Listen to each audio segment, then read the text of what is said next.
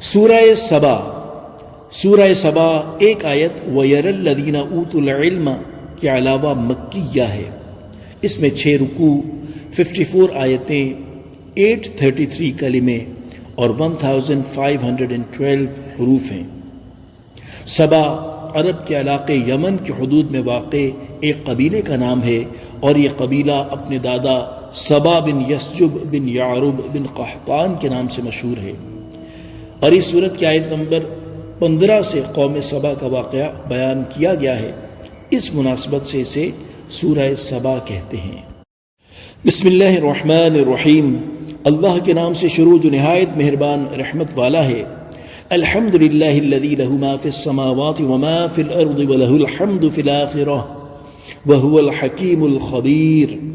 تمام تعریفیں اللہ کے لیے ہیں جس کی ملکیت میں ہے جو کچھ آسمانوں میں ہے اور جو کچھ زمین میں ہے، اور آخرت میں اسی کی تعریف ہے اور وہی حکمت والا خبردار ہے۔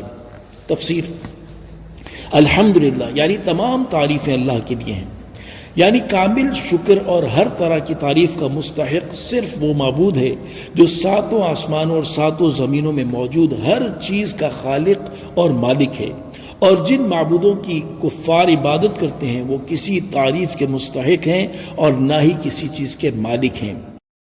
وَلَهُ الْحَمْدُ فِي الْآخِرَةِ اور آخرت میں اسی کی تعریف ہے، یعنی جیسے دنیا میں حمد کا مستحق اللہ تعالیٰ ہے ویسے ہی آخرت میں بھی حمد کا مستحق وہی ہے، کیونکہ دونوں جہان اسی کی نعمتوں سے بھرے ہوئے ہیں۔ دنیا اور آخرت کی حمد میں فرق یہ ہے کہ دنیا میں بندوں پر اللہ تعالیٰ کی حمد و ثنا کرنا واجب ہے، کیونکہ دنیا مکلف بنائے جانے کا مقام ہے، جبکہ آخرت میں حمد و ثنا واجب نہیں، کیونکہ آخرت مکلف بنائے جانے کا مقام نہیں۔ آخرت میں اہل جنت نعمتوں کے سرور اور راحتوں کی خوشی میں اللہ تعالیٰ کی حمد کریں گے۔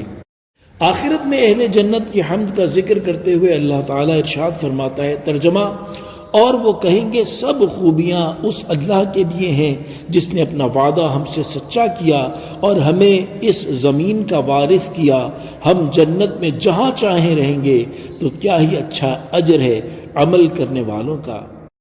اور ارشاد فرمایا، ترجمہ: اور وہ کہیں گے سب خوبیاں اس اللہ کے لیے ہیں جس نے ہم سے غم دور کر دیا، بے شک ہمارا رب بخشنے والا قدر فرمانے والا ہے، وہ جس نے ہمیں اپنے فضل سے ہمیشہ ٹھہرنے کے گھر میں اتارا، ہمیں اس میں نہ کوئی تکلیف پہنچے گی اور نہ ہمیں اس میں کوئی تھکاوٹ چھوئے گی۔